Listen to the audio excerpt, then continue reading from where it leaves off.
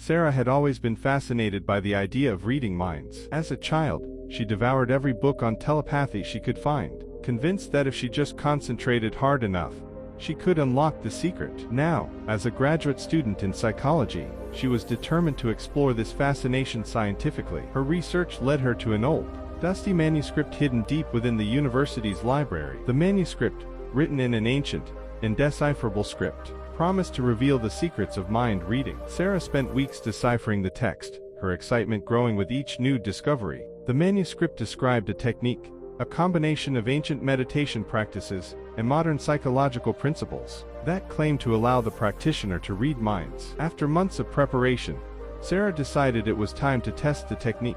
She chose her friend, Emily, as her first subject. Emily was skeptical but willing to help.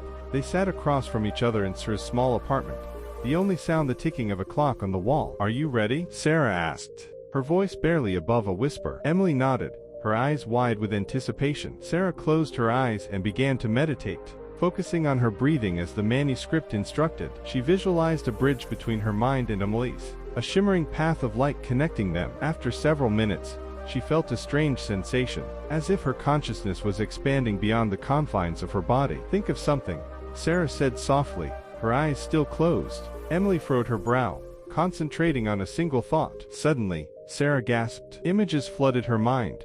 Emily's childhood home, a warm kitchen filled with the scent of baking cookies, her mother's smiling face. "It's working," Sarah whispered, her eyes snapping open. Emily's mouth fell open. "You saw it? You saw my mom?" Sarah nodded, a grin spreading across her face. "I did. I really did."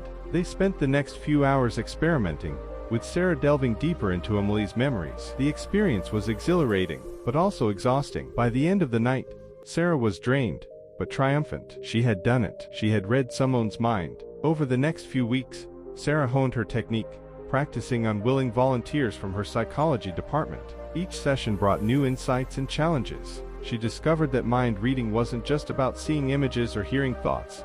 It was about understanding the essence of a person, their hopes, fears, and dreams. Word of Sarah's ability spread, and soon she was approached by a wealthy businessman named Mr. Blackwood. He offered her a substantial sum of money to read the minds of his business rivals, promising even more if she succeeded. Sarah hesitated.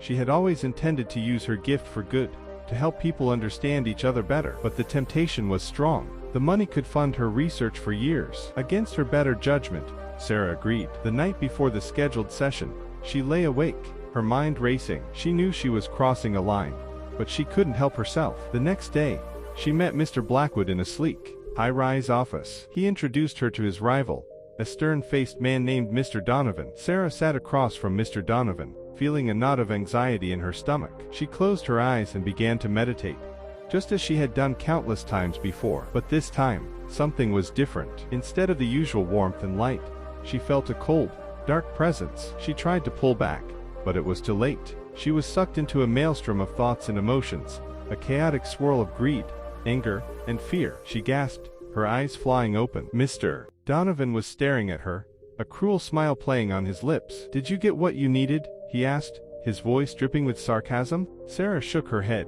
trying to clear the dark thoughts from her mind. I can't do this," she stammered, standing up abruptly. Mr. Blackwood's face darkened. "We had a deal," he said coldly. Sarah backed away, her heart pounding. "I'm sorry, I can't help you." She fled the office, the cold presence lingering in her mind. She realized now that mind reading wasn't just a gift, it was a responsibility, and she wasn't willing to use it for deceit and manipulation. Back in her apartment, Sarah vowed to use her ability only for good, to help people understand and connect with each other. She returned to her research, determined to find a way to teach others the techniques she had learned. She knew it wouldn't be easy, but she also knew that true understanding was worth the effort. As she closed her eyes to meditate, she felt a sense of peace. She had found her path, and she was ready to follow it, wherever it might lead. Thank you. Please subscribe.